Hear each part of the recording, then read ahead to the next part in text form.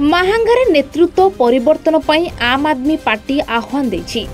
शासक बीजेडी एवं बीजेपी उभय दल पुराणा प्रार्थी बदल में नुआ प्रार्थी देथिबारु आम आदमी पार्टी को लोके अधिक विश्वास करने चर्चा होछि।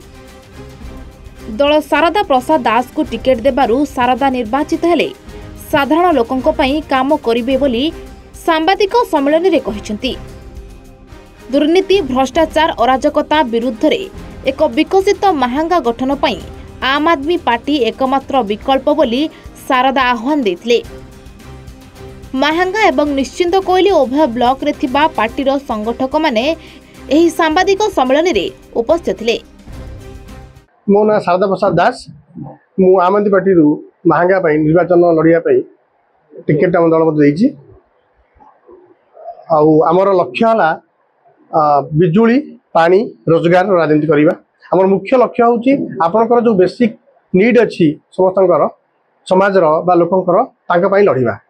आमर आपन जानिथिबे अलगा जो दलमान अछंती से माने बहुत बड़ दावा कहउचंती जे एते पैसा हम रखिछु कंपनी हमर एते अछि, बहुत बड़े डाटा दउचंती। से डाटा रु लोक पेट पुरीबन।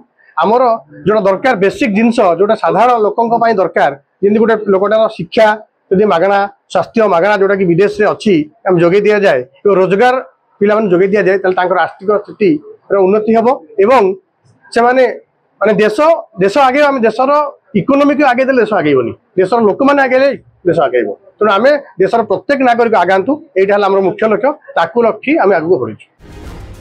महांगारू जयती सिंह रिपोर्ट, A1 ओडिशा।